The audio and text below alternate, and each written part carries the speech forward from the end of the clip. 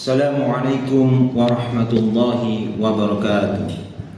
Alhamdulillahirabbil alamin. Shalatu wassalamu ala nabiyyina Muhammad sallallahu alaihi wasallam. Allahumma shalli ala Muhammad wa ala alihi wa ashabihi wa man tabi'ahum bi ihsan ila yaumil. Pemirsa Al-Makna dimanapun berada, kita bersyukur kepada Allah Subhanahu wa taala karena sampai saat ini kita diberikan kesempatan sehingga kita bisa melanjutkan aktivitas kita. Shalawat serta salam tetap tercurahkan kepada Nabi kita Muhammad SAW. Allahumma sholli. Kita lanjutkan materi kita seputar adab-adab puasa. Kita sudah masuk ke adab yang keenam, yaitu ta'jilul fitri, yaitu mensegerakan berbuka puasa.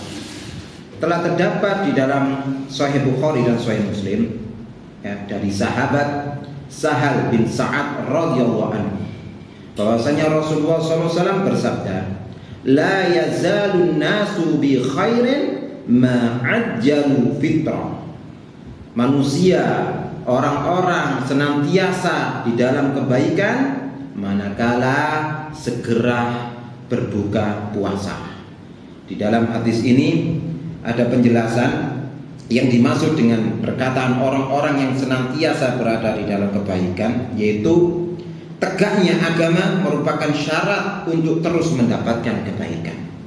Kemudian yang dimaksud dengan perkataan selama mereka mensegerakan berbuka, yaitu selama mereka tetap mengamalkan sunnah ini, yaitu mensegerakan berbuka puasa.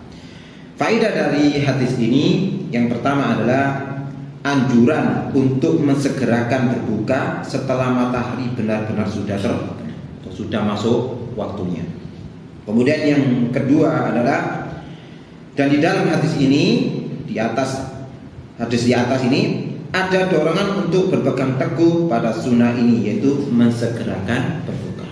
Kemudian faedah yang ketiga adalah semangatnya para sahabat Nabi Muhammad SAW, para sahabat ini di dalam menukil semua sunnah-sunnah Nabi Muhammad SAW. Kemudian adab yang berikutnya yang ketujuh adalah al-fitru ala rotobatin qabla sholatil maghribi, yaitu berbuka dengan kurma sebelum menunaikan sholat maghrib, sebelum menegakkan sholat maghrib. Abu Dawud telah meriwayatkan dengan sanad yang hasan dari sahabat Anas bin Malik radhiyallahu anhu. Dia berkata bahwasanya Rasulullah SAW biasa berbuka, ya. Jadi Rasulullah SAW yuftiru ala ratabatin qabla ayyusalliya fa illam takun rutabatun fa ala tamaratin fa illam takun hasawatin min ma'in. Jadi di sini ya Anas bin Malik mengatakan bahwasanya Rasulullah biasa berbuka dengan kurma muda, ya kurma muda sebelum Rasulullah menegakkan sholat maghrib. Kalau tidak ada kurma yang muda, Rasulullah berbuka dengan kurma yang matang atau yang kering. Kemudian kalau tidak ada kurma yang matang, maka Rasulullah berbuka dengan beberapa tegukan air. Maka di dalam adab yang ketujuh ini ada penjelasan, yaitu bahwasanya termasuk sunnah dari Rasulullah SAW adalah memakan atau berbuka dengan kurma sebelum menegakkan sholat maghrib. Faedah dari hadis ini adalah yang pertama adalah anjuran untuk berbuka dengan kurma muda. Jika tidak ada maka dengan kurma matang, dan jika tidak ada maka dengan seteguk air. Kemudian yang kedua, dan di dalam hadis ini ada anjuran untuk mensegerakan berbuka. Kemudian yang ketiga, dan di dalam hadis ini ada ilmu tanda-tanda kenabian, karena telah dibuktikan oleh penelitian kedokteran manfaat bagi tubuh ketika berbuka dengan kurma. Kemudian adab yang ke-8. Adab yang ke-8 adalah madza yaqulu inda fitrihi, apa yang dikatakan dibaca ketika berbuka puasa. Ya, Abu Dawud telah meriwayatkan dan Ad-Daruqutni juga meriwayatkan dengan derajat hasan, ya, dan menghasankannya dari sahabat Ibnu Umar radhiyallahu anhu. Ya, jadi Ibnu Umar berkata, karena Rasulullah SAW. Jadi Rasulullah itu ketika berbuka, ya, idza aftar, Rasulullah ketika berbuka membaca dhahabat dhama wabtalatil uruku wasabatal ajru insyaallah. Jadi Rasulullah ketika berbuka membaca doa ini, dhahabat dhama, ini telah basah, ya, telah dhahabat dhama, telah hilang rasa haus. Wabtalatil uruku, ya, telah basah urat-urat tenggorokan. Wasabatal ajru, dan pahala telah ditetapkan insyaallah dengan kehendak Allah Subhanahu wa taala. Di dalam hadis ini ada beberapa faedah. Faedah yang pertama adalah anjuran untuk mengucapkan doa ini, ya, setelah berbuka. Jadi ketika mungkin berbuka dengan kurma, ya, membaca bismillah sebelum memakan kurma, kemudian setelah memakan kurmanya atau setelah minum membaca doa dzahabat dhama'u wabtalatil uruqu wasabatal ajru insyaallah. Kemudian faedah yang kedua adalah, dan di dalamnya ada pengakuan akan nikmat Allah Subhanahu wa taala di dalam puasa, di dalam berpuasa. Kemudian yang ketiga, mengharap pahala hanya dari Allah Subhanahu wa taala. Kemudian faedah yang keempat adalah menetapkan sifat masyiah, yaitu kehendak bagi Allah sesuai dengan keagungannya. Kemudian adab yang kesembilan. Ada yang kesembilan adalah kasratu tilawatil Qur'ani fi Ramadan. Jadi memperbanyak membaca Al-Qur'an di bulan Ramadan. Allah Subhanahu wa taala berfirman di dalam surat Al-Baqarah ayat 185, Allah mengatakan, "Syahrul Ramadan alladzi unzila fihi al-Qur'an hudan lin-nasi wa bayyinatin minal huda wal furqan." Yaitu bulan Ramadan, yang mana bulan Ramadan itu diturunkannya Al-Qur'an. Hudan linnas, sebagai petunjuk bagi manusia. Wa bayyinatin minal huda, dan sebagai penjelas dari petunjuk itu. Wal furqan, dan sebagai pembeda antara yang hak dan yang batil. Kemudian Rasulullah SAW diriwayatkan oleh Imam Tirmidzi telah meriwayatkan dengan derajat hasan dari sahabat Abdullah bin Mas'ud radhiyallahu anhu, bahwasanya Rasulullah SAW bersabda, "Man qara'a harfan min kitabillahi fallahu bihi hasanatun wal hasanatu bi asyri amsalha la aqulu alif lam min harfun walakin alifun harfun wa lamun harfun wa mimun harfun." Rasulullah SAW bersabda, bahwa siapa yang membaca satu huruf di dalam Al-Quran, satu huruf dari huruf-huruf di dalam Al-Quran, maka mendapatkan satu kebaikan. Wal hasanatu bi asri amsaliyah, kemudian satu kebaikan itu dilipat gandakan menjadi 10 kebaikan. Kemudian kata Rasulullah, la aqulu alif lam min harfun, ya, saya tidak mengatakan bahwasanya alif lam itu satu huruf, tetapi alif itu satu huruf, lam itu satu huruf, dan mim itu satu huruf, ya. Maka di hadis barusan ada beberapa faedah. Faedah yang pertama adalah keutamaan bulan Ramadan, karena bulan Ramadan diturunkannya Al-Quran. Kemudian Al-Quran itu sebagai petunjuk bagi seluruh manusia. Kemudian faedah yang ketiga adalah dianjurkan memperbanyak membaca Al-Quran. Kemudian yang keempat adalah besarnya pahala membaca Al-Quran, apalagi dibaca di bulan Ramadan. Maka ketika sudah memasuki bulan Ramadan, hendaklah kita memperbanyak membaca Al-Quran, karena pahalanya di luar bulan Ramadan aja satu huruf itu ya dilipatkan 10 kebaikan. Lalu gimana kalau dibaca di bulan Ramadan?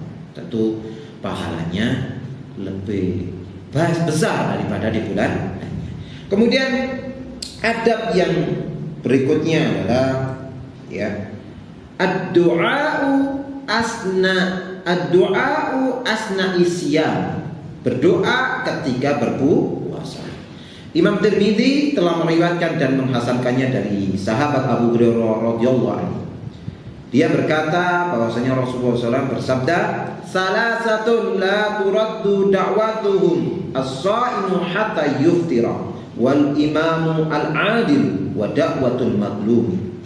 Yarfa'uha Allahu fawqal ghamami wa yaftahu laha abwabas samai wa yaqulu rabbu wa izzati la ansurannaki walau ba'da hini."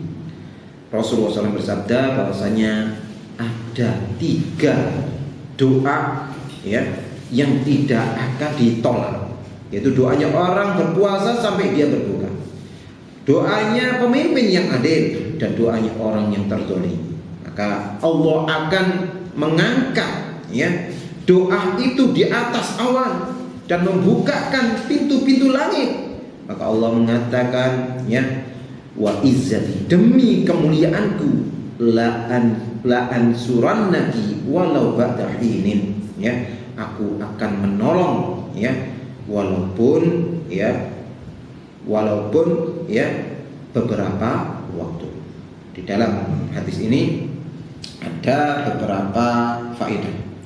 Faedah yang pertama adalah berdoa di bulan Ramadan itu ya mustajab, ya apalagi sedang berpuasa. Kemudian di dalam hadis ini ada anjuran memperbanyak doa ketika sedang berpuasa, karena doa orang berpuasa itu dikabulkan oleh Allah. Kemudian perintah untuk berbuat adil, ya, dan larangan untuk berbuat zalim. Yang keempat adalah rahmat Allah yang luas terhadap hamba-hambanya. Kemudian adab yang berikutnya adalah adamu tarki sahur, jadi tidak meninggalkan makan sahur. Ya.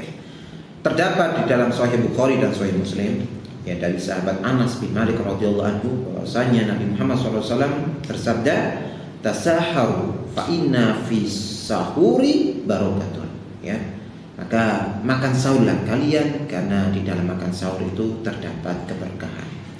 Kemudian Ibnu Hibban juga meriwayatkan di dalam sahihnya dari sahabat Ibnu Umar radhiyallahu anhu, dia berkata bahwasanya Rasulullah SAW bersabda, innallaha wa malaikatahu yusholluna ala mutasahirin, bahwasanya sesungguhnya Allah SWT dan para malaikatnya itu bersolawat kepada orang-orang yang makan sahur.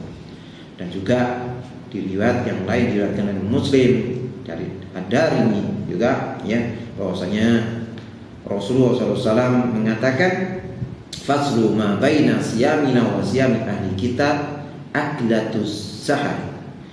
Perbedaan puasa kita yaitu Muslim, kita sebagai Muslim dengan puasanya ahlu kitab yaitu Yahudi wa Nasara adalah terdapat di makan sahur.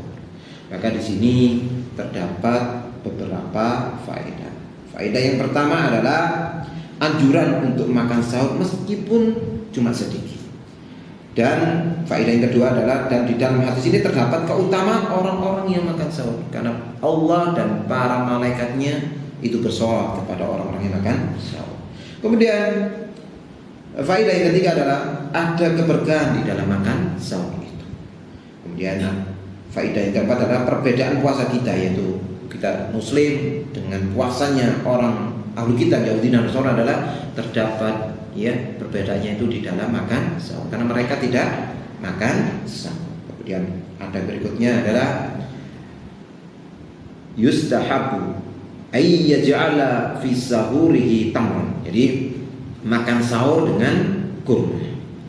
Abu Daud telah meriwayatkan dengan sanad yang sahih dari sahabat Abu Hurairah radhiyallahu anhu dari Nabi Muhammad SAW, bahwasanya Nabi Muhammad SAW bersabda, ni'ma sahurul mu'mini at-tamr, ya sebaik-baik makan sahur orang-orang yang beriman adalah dengan kurma. Maka di sini ada beberapa faedah. Faedah yang pertama adalah disunahkan untuk makan sahur dengan kurma. Kemudian yang kedua adalah besarnya perhatian Rasulullah SAW terhadap umatnya.